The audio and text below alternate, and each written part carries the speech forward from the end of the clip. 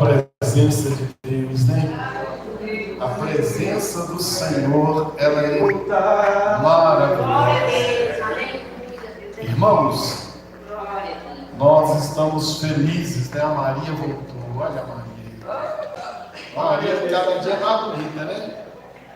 A Maria está bonita. É o Jaime cuidando dela. E a Thalita e a Tânia. Maria sabe que você é muito bem-vinda. Você quer falar alguma coisa, Maria? Quer, não? Ela quer, pastor. Ela disse que fala bem, fala melhor. Mas Maria, você sabe, né? Faz muita falta. A menina veio aqui. Se a Maria estivesse aqui, eu ia dar meu testemunho com mais força, com mais vida, porque ela me encoraja, me estimula, a Patrícia, né? Mas o testemunho dela foi lindo, só que ela sumiu, tem que voltar de novo. Irmãos, quinta-feira vai estar aqui ministrando a palavra um pastor de Anápolis, no Goiás. Ele me ligou hoje à tarde e é indicação de um pastor do nosso ministério também, do INCRA 8. E segundo ele, esse moço é um homem de Deus, pastor Oswaldo Gomes. Diz que Deus usa esse homem em libertação, cura, profecia. Eu falei, é tudo que nós estamos precisando, um abalo, um impacto. Então o pastor Oswaldo Gomes vai estar aqui quinta-feira, na quinta profética, é o terceiro elo da campanha. É o terceiro elo da campanha. E no quarto elo, na outra semana, vai estar aquele casal de cegos da nossa igreja. Quem conhece eles? O Henrique Café e a Gláucia Café, a sua esposa.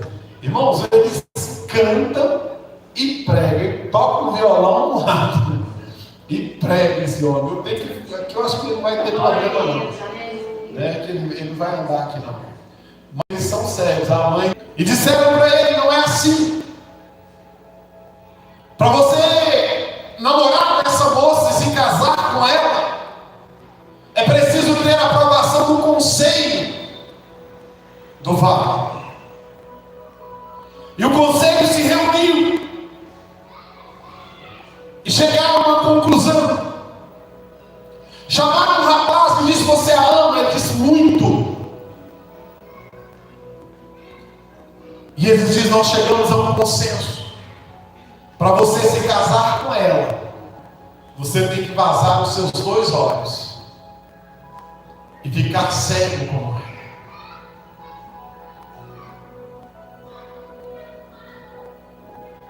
Não é sobre cego, mas muitas vezes o que querem tirar de você é aquilo de mais precioso que você tem. O rei da Babilônia havia tomado Israel por cativo, e nessa época não precisava de motivos para se criar uma guerra. Era um capitalismo selvagem. Uma nação se voltava contra a outra para fazer ela escrava e pagadora de impostos. O rei filho de Nabucodonosor, Belsazar, assume o trono e mantém Israel cativo. Mas Deus tem um plano. Deus tem um propósito e Deus tem um projeto. O diabo não entende, ele pensa que ele vai te pegar, que ele vai te alcançar e que ele vai manter você em cativeiro o tempo que ele quiser. Enquanto o rei Belsazar fazia uma grande festa, um grande banquete, Deus havia levantado um rei pagão, chamado Dário, a quem Deus chamou de meu ungido. Um ímpio, um estrangeiro, Deus o trata como ungido. E Dário vem marchando contra a Babilônia, e Belsazar estava em festa na sua orgia, pensando que a vida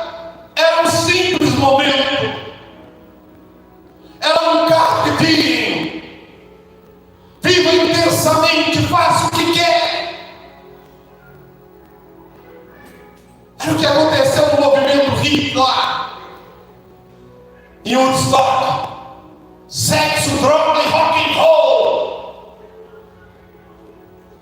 É o que o diabo tem tentado inculcar na mente de muitos jovens hoje. Eu vi uma entrevista de um jovem homossexual, e o rapaz que estava me entrevistando disse assim: qual o seu maior desejo agora? Ele disse assim: voltar para a casa do Senhor. O meu maior desejo agora é voltar para o ministério de louvor. É ter aquelas experiências que eu tive com Deus. E o repórter endemoniado disse assim: não vai ficar com fulano, o modelo? Não. O meu maior desejo agora é ter força para reconciliar com Deus, voltar para a casa de Deus e nunca mais sair de lá. Aleluia. Glória a Deus, aleluia. Enquanto tem muitas pessoas dentro da casa de Deus lutando para sair, tem um monte lá fora gritando e pedindo socorro para voltar e não conseguem. Tem um monte preso nas drogas, nas orgias e nas prostituições. O rei Belsazar faz um banquete e começa a ler dias de festança, de comilança, de orgia e prostituição. Mas ele não se contenta com isso. Ele tem que blasfemar contra Deus. Porque o ímpio é assim. O diabo não quer que você somente desvie dos caminhos do Senhor. Ele quer que você blasfeme contra Deus. Ele quer que você faça chocarrices com as coisas de Deus. E o rei Belsazar que tinha todos os brinquedos humanos na sua mão, agora ele queria algo mais. E ele então manda buscar os utensílios de ouro da casa de Deus. Ele quer humilhar os hebreus. O meu pai trouxe o que mais? Trouxe as taças, os utensílios de ouro que estavam no templo de Salomão. Ele traz para mim. E os seus súditos trouxeram os utensílios e derramaram bebida. E ele foi beber. Só que em Gálatas está escrito: não erreis, com Deus não se brinca e de Deus não se zomba. Aquilo que o homem semear, ele vai ceifar. Não adianta plantar pimenta achando que vai colher maçã, não vai. Não adianta plantar limão pensando que vai tomar laranjada, não vai. Tem uma adagem popular que diz que quem semeia vento colhe. Mentira. A Bíblia diz que você vai colher aquilo que você semear. Se você semear vento, você vai colher vento. Se você semear tempestade, você vai colher tempestade. Se você semear morte, você vai morrer. É aquilo que você semear. Deus não é homem para que minta, e nem filho do homem para que se arrependa. O rei Belsazar, não contente, ele traz os utensílios da casa de Deus e enche de bebida até derramar. Quando ele vai beber, aparece uma mão do nada e escreve na parede do seu palácio: Mene, Tekel Bassi. E ele entra em desespero. O que é isso? O que é isso? Deus agora entra na história de Belsazar. Mas Deus não entra de qualquer forma, ele entra trazendo um juízo sobre ele. E ele é um justo juiz. Belsazar entra em desespero e pergunta o que significa isso. Chama os sábios. Chama os sábios. A mãe dele diz: não, eu conheço Eu conheço. E ele foi usado no tempo do seu pai. Ele sabe o que é isso. Eles mandam trazer a Daniel. E Daniel então vem à presença do rei. E o rei diz que interpretar, eu vou vestir ele. Eu vou colocar muito ouro sobre ele. Talvez ele pensou que aquilo lá era mais uma brincadeirinha. Talvez ele pensou que, eu sou o rei, eu posso fazer o que eu quiser, o que me der na teia. Ninguém tem nada com a minha vida, ninguém tem nada com isso. Eu não devo satisfação para ninguém. Estou nem aí. Eu faço o que quiser. Pode fazer o que quiser. Mas sabe onde as paralelas se encontram? Quem é bom de matemática sabe onde as paralelas se encontram. No infinito. Um dia você vai estar diante de Deus. Um dia você vai passar pelo julgamento de Deus.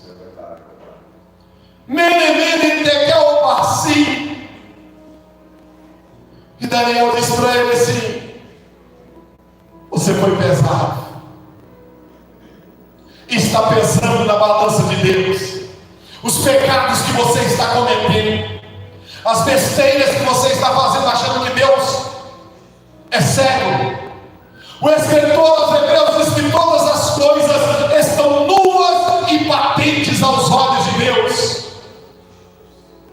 Não há nada que se faça escondido de Deus. Os 7 Espíritos de Deus estão sobre a terra. Deus te conhece melhor do que você pensa ou imagina. Ele sabe onde você põe os seus pés. Lembra da musiquinha das criancinhas antigas na igreja? Cuidado, mãozinha, onde pega. Cuidado, olhinho, com o que vê. Cuidado, boquinha. O Criador dos céus está olhando para você. E o Criador estava olhando para ele. E ele chama Daniel. Daniel, você pode interpretar? Daniel disse: eu não. Mas o Espírito de Deus que habita em mim, ele discerne todas as coisas, e por ninguém ele é discernido. E começa então a interpretação. Mele, pesado você foi. Você foi pesado demais. Você extrapolou os limites. Você passou os limites com Deus. Você brincou com as coisas santas de Deus. E com Deus não se brinca, e de Deus não se zomba. Não leve a Deus na brincadeira. Porque Deus não é um Deus de brincadeira. Eu me lembro há alguns anos, eu novo convertido, nós fomos orar no monte. Eu não sabia que Deus usava ninguém, eu não tinha experiência nenhuma com Deus. E nós fomos um grupo de jovens com um violão, e foi um jovem, e esse jovem começou a brincar com os outros. Tudo dele era na brincadeira, era na palhaçada, era na chocarrice. Ele dava tapa, zombava, zoava. E a missionária falava: olha, tenham reverência, nós estamos indo ao monte. E quando nós chegamos naquele monte da saudade, saiu um rapaz no meio do mato, não sei nem o que é aquilo, levou um susto. O rapaz saiu falando em língua e marchando como general de guerra. Foi na frente dele e disse assim: não brinque comigo, porque eu não sou Deus de brincadeira. Aquele moço caiu de peito naquelas pedras.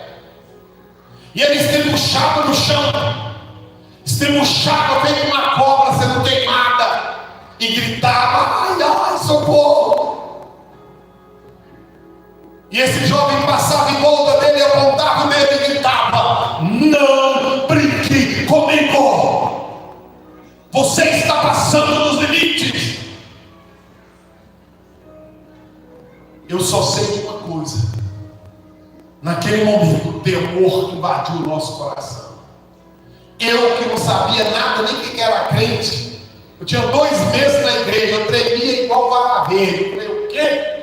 Na hora que eu descer daqui, eu não volto mais nunca nesse lugar. Esse rapaz vai morrer, porque eu achei que ele ia morrer. E ele ficou ali, chorava, e pedia perdão. Eu não conheço, nunca vi, e nunca vi depois disso também. Não sei o que ele fez, mas ele sabe, e Deus também sabia. Está chegando um momento em que todas as nossas obras serão pesadas em uma balança justa, não é uma balança enganosa. A Bíblia diz que Deus não tomará o culpado por inocente, mas também não tomará o inocente por culpado. Tem muitas pessoas vivendo, curtindo, achando que não tem nada a ver. Só que tem tudo a ver. Belsazar, ele toma o primeiro impacto. Você foi pesado, mas o rei Dário já estava entrando na Babilônia com o seu exército armado até os dentes para cumprir o juízo de Deus. O grande problema é que quando nós descuidamos, o inimigo está se aproximando de nós. Ele está estudando uma forma de te pegar. E às vezes você não consegue tocar em você, ele está mirando alguém que você ama.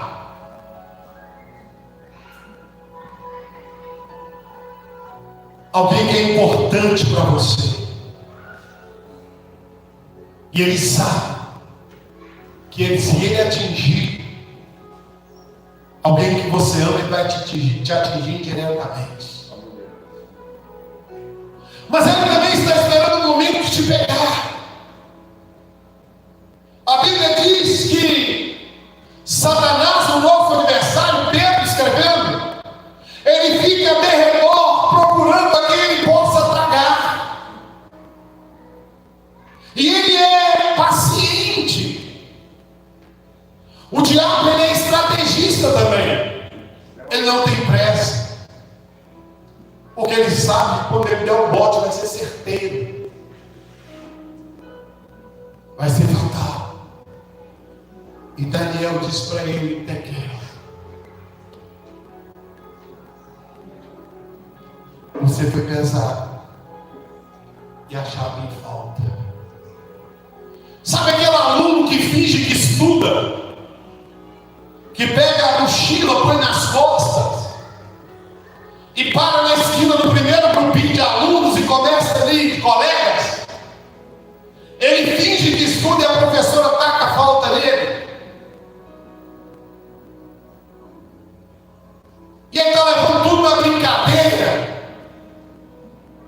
Aí é reprovado por falta.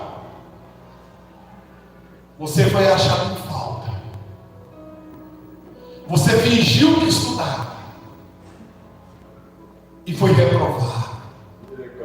Você brincou de ir à escola, de ir à aula, mas a professora não brincou de ser professora. Ah, mas você ainda é um jovem. Mas quando o tempo passar e você olhar para trás, você vai se arrepender amargamente de não ter dedicado.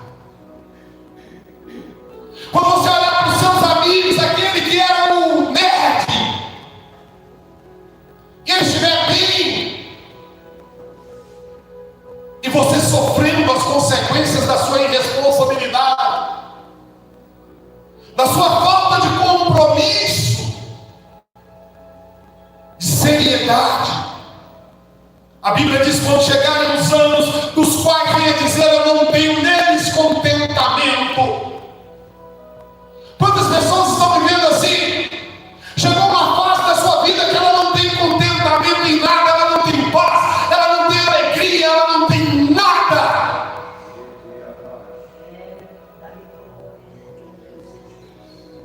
E olha para um lado, olha para o outro. Mãe e pai não são ad eternos. Amigos são igual aves de arribação. Se faz bons ventos, ele vem. Se faz maus ventos, eles vão. Difícil um amigo levantar o outro,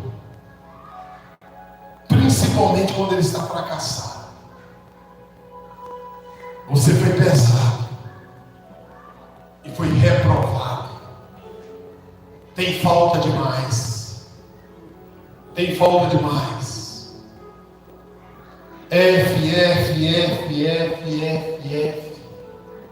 Tem falta demais. Eu não posso fazer nada por você. E a outra parte, tudo que você tinha, tudo que o seu pai conquistou, tudo que a sua mãe lutou, suou para conquistar, vai ser tirado de você nessa noite. Vai ser tirado de você, vai ser arrancado de você. Mas eu não quero, não tem jeito, você não vai resistir, não tem como você lutar por isso. Você não tomou providência quando deveria, você não se cuidou quando deveria, você brincou, mas a vida não brinca com você. Uma certa feita, Jesus chegou para Pedro e disse assim: Pedro, essa noite o diabo quis andar com você. O diabo quis brincar de roda com você, quis te pôr na roda e te fazer de bobinho. Se eu não intercedo ao Pai, você estava dançando o samba do crioulo doido. Tem gente dançando o samba do crioulo doido na mão do diabo, porque não leva as coisas de Deus a sério. Seu reino foi tomado de você. Como assim não tem nada que eu possa fazer? Não, o tempo passou. Você teve várias oportunidades. O que você fez com a palavra de Deus que estava na tua mão? O que você fez com as mensagens que você ouviu na casa de Deus? O que você fez com os louvores que tocaram na sua alma? Todas as oportunidades que eu te dei, você jogou fora.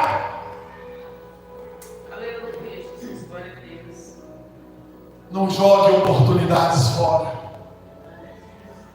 Existem 3 coisas que não voltam mais na nossa vida. Primeiro, a palavra falada. Depois que saiu da tua boca, ela não volta mais.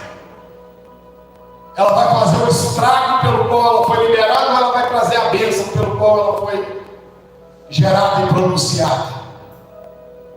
Segundo, a pedra atirada, ou a flecha atirada, como diz alguns. Se você jogar uma pedra em alguém, não tem como correr atrás e segurar novamente. Você não é um The Flash. Você deu a pedrada vai acertar em quem você jogou. E terceiro, oportunidades perdidas. Tem pessoas perdendo oportunidades preciosas, valiosas. Tem pessoas pegando oportunidades maravilhosas, embolando e jogando no lixo. Tem pessoas que receberam um alto investimento e não trazem retorno nenhum. São ingratas, que têm todas as oportunidades do mundo para dar a volta por cima, mas não saem do lugar. Pegou uma, isso não vale nada. Às vezes aquele filho que abre a geladeira tem um monte de coisa e fala assim: tem nada para comer, não tem nada aqui para comer, está doidinho para gastar um dinheirinho que está no bolso, tem nada aqui para comer. Deus te dá chances e oportunidades. Todo dia o sol da manhã ele nasce te chamando para a batalha. Mas você levanta meio-dia e perde a parte melhor da vida. Tem um livro que chama Milagre da Manhã. Tem até em audiobook. Se você não gosta de ler, ouça. O Milagre da Manhã, lindo e maravilhoso. Você foi pesado, foi achado em falta, tomou falta em todos os requisitos. Terceiro, aquilo que você se apegou como seu de direito, eu vou tirar de você. Eu vou tomar de você e vou entregar para outro. Porque você não merece. Porque você não faz por merecer. Você não é digno disso. E o rei Dário, ungido do Senhor, entrava no Império Babilônico. E entrava com tudo. Entrava com força, com estratégia, com armas, com um exército poderosíssimo para cumprir, para executar a vontade de Deus. Se eu e você, se nós não queremos fazer a vontade de Deus, tem um monte de gente querendo. Tem um monte de gente querendo. E eles vão entrar e vão fazer a vontade de Deus. Eles vão cumprir o propósito de Deus. E olha o que o texto diz. Aleluia. Então mandou Beltesazar que vestisse a Daniel. Tarde demais. Quem sabe Deus não usa ele e ele reveste a profecia. Quem sabe Deus não toma ele e ele traz uma palavra de esperança para mim. Só que acabou, o tempo acabou. Ele teve todas as oportunidades para ser diferente. Ele teve todas as oportunidades para ocupar aquilo, o espaço e conquistar aquilo que Deus tinha para a vida dele. Mas ele levava tudo na brincadeira. Ele era um fanfarrão. Ele era um fanfarrão. Um bobo achando que era esperto. Aleluia. Aí diz a palavra, naquela mesma noite,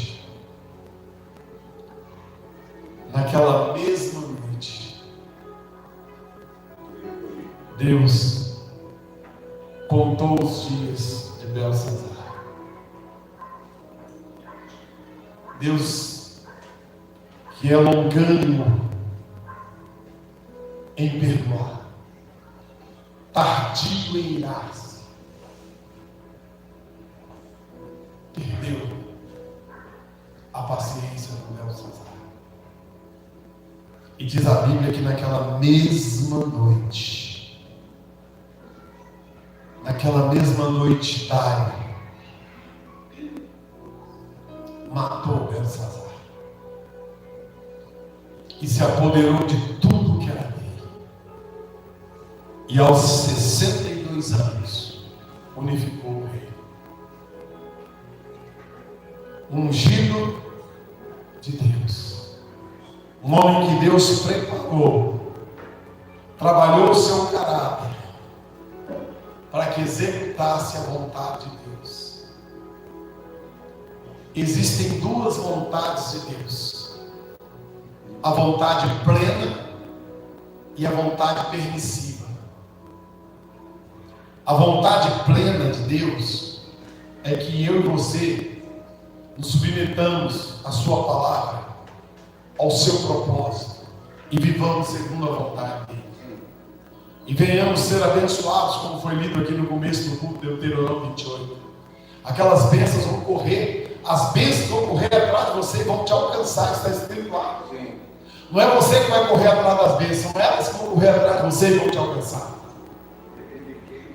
Sabe, irmãos, desde que eu cheguei aqui nessa igreja, eu falei, Deus, eu vou investir nessa igreja. Eu vou dizimar e vou ofertar. E eu estou começando a viver o que o pastor Washington falou no ano passado aqui comigo. Falou, pastor Márcio, ninguém semeia a vida inteira sem colher. E está chegando um tempo de colheita na sua vida. E eu estou começando a contemplar esse tempo de colheita, a viver esse tempo de colheita. Eu posso afirmar para você com todas as letras, Maranata no campo fértil. Se você tiver visão de Deus, é um campo fértil. O rei Dário matou a Belsazar. Tomou o seu império. Tomou o seu reino. Porque ele mesmo entregou. E eu quero te chamar a atenção para uma coisa dessa noite. Não abra mão do que Deus te deu. Ah, pastor, mas eu não tenho nada. Ah, pastor, mas eu não sou nada. Aos olhos humanos você pode até não ser. Mas aos olhos de Deus, você é importante. Ele te plantou aqui porque ele tem um propósito. Eu não sei o tempo. Eu não sei nem o tempo que eu vou ficar aqui. Eu não sei. Mas pode ser que eu esteja vivendo meus últimos dias. Pode ser que a minha hora está chegando. Mas uma coisa eu tenho certeza. Eu não vim aqui brincar de ser pastor. Eu levei a sério. Aleluia. E tenho levado a sério. E toda palavra que vem a vocês aqui é debaixo de oração. De estudo. Glória. E eu só estou aqui porque Deus ama vocês. E a mim também. E a mim também. Que nós não sejamos achados em débito ao sermos pesados na balança de Deus. Que nada que é nosso seja tomado, dividido e entregue a outros. Mas que nós venhamos viver a promessa de Deus. Que não passe de nós o Espírito Santo do Senhor. Que tudo o que foi prometido venha se cumprir. Que tudo o que foi prometido venha se cumprir na sua vida, na minha vida, na nossa casa e na nossa família. Aleluia. Em nome de Jesus. Amém. Sabe, irmãos, quando a Adriana engravidou da primeira filha, eu peguei um óleo igual esse aqui, meti na barriga dela e orei e falei: Deus, ela vai ser doutora. Eu não sei de que área, mas ela vai ser doutora. E nasceu dela.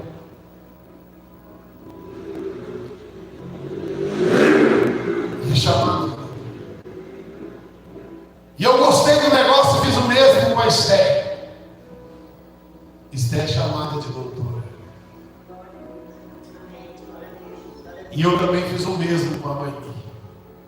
Toda a gravidez eu pus a mão na barriga das minhas filhas. Engraçado que a Adriana falava assim: o bebê não mexeu. Quando eu chegava do serviço, eu pegava o óleo com minha mão, era chute para todo lado e mundo. Eita! Eu falei: eita! Que unção! E eu profetizei na vida das minhas filhas. Eu não sei o que você tem orado, como você tem orado, ou se tem orado, mas se não, passe a orar. Passe a orar. Passe a buscar a Deus. Que nós não venhamos ser achados em pé de maneira alguma. Vamos ficar de pé em nome de Jesus.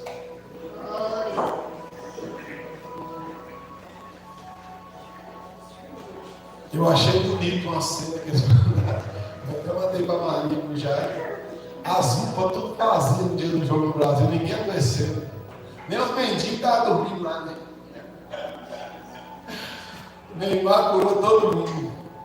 O Brasil curou todo mundo. Tinha um doente na UPA no dia do jogo do Brasil. O Brasil tem que jogar o ano inteiro. Né? A Copa, eu vou dar uma sugestão para a FIFA. Faz uma Copa do ano inteiro, que não adoece. Né? Ninguém passa mal. Só quem assiste o jogo que passa. Mas, irmãos, Deus é bom. O diabo não presta. Mas Deus é bom. Deus é bom. E Ele te ama. Ele me ama. Ele nos ama. E nos ama muito. O Espírito Santo de Deus, Ele está nesse lugar. Você sabe o nome da mãe daquela moça? Tá? Vocês chegaram a ver a reportagem? O nome? 21? 21 anos de idade. Eu não queria ser o pai daquela moça. talvez eu tinha morrido do coração também. Eu não queria, eu não gostaria de ser o pai, nem eu tenho certeza que a mãe era jovem. Não gostaria. Uma aventura. Uma aventura tirou a vida de uma jovem de 21 anos de idade. Noemi tem 20. Meu Deus do céu. Como será que coloca uma pessoa que cai de 40 metros no caixão? Se ela bateu de cara no chão, eles fizeram um boneco de cera e colocavam no cara. Porque hoje eles fazem isso.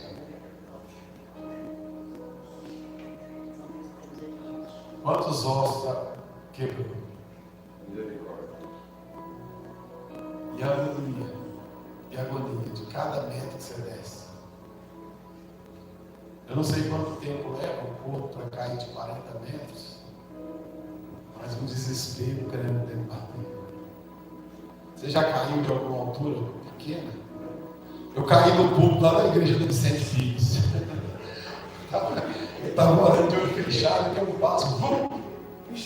Não, mas eu fiz igual um lutador de judô.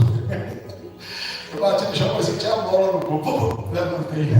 Nem quebrei nada.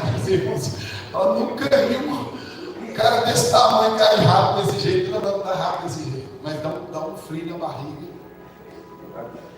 Agora, 40 metros. Meu Deus. Senhor, tenha misericórdia da família dessa jovem, da mãe, do pai, dos tios, se tiver avós. Meu Deus, quantos jovens estão perdendo a vida por causa de uma aventura, de um momento. Jovens estão se tornando paralíticos, tetraplégicos, como o Eliseu, aquele amigo que eu tive, que faleceu esse ano depois de mais de 20 anos vegetando, porque por uma aventura ele pulou um tanque de pesca e paga e fraturou a 4ª vértebra, nunca mais andou.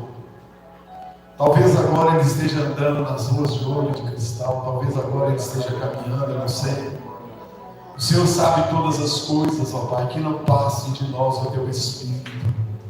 Meu Deus, em nome de Jesus, que o Senhor venha avivar a nossa alma, o nosso espírito, o nosso coração, que nós não venhamos perder a oportunidade de te adorar, de reinar com o Senhor, de viver com o Senhor, de alcançarmos a plenitude, ó Pai, daquilo que o Senhor tem para nós. Ó Deus, se nessa noite alguém entrou aqui angustiado, oprimido, fatigado, amarrado, que o Senhor quebre todos os grilhões, em nome de Jesus, que o Senhor entre com providência e abra as portas do céu e nos abençoe de maneira sobrenatural. Abençoa a nossa semana, o nosso mês, o culto de ensino terça-feira, o culto da quinta profética, o pastor Osvaldo, toma esse lugar para a tua glória, em nome de Jesus, em nome de Jesus, amém.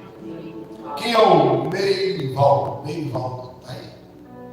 Merivaldo, seja bem-vindo em nome de Jesus, amém. Vamos saudar com aquela saudação, irmão? Seja bem-vindo em nome de Jesus. Volte sempre. Jesus te ama e nós também. Amém. Siga sempre. Aleluia. Dá uma bênção para o irmão que está do seu lado, que o Senhor te abençoe em nome de Jesus.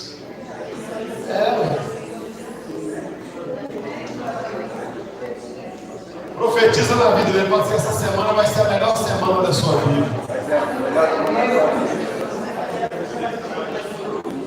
Deus vai te visitar nessas madrugadas. Em nome de Jesus, frias, mas gostosas. Pai, em nome de Jesus, toma teus filhos, leve-os em paz aos seus lares. Dê a eles uma noite de sono restauradora e reparadora. Cobre eles com a sua bênção, com a sua graça e com a sua paz. Seja com eles, com seus filhos, em nome de Jesus Cristo. Eu os abençoo, e abençoados eles estão, em nome do Pai, do Filho e do Espírito Santo de Deus.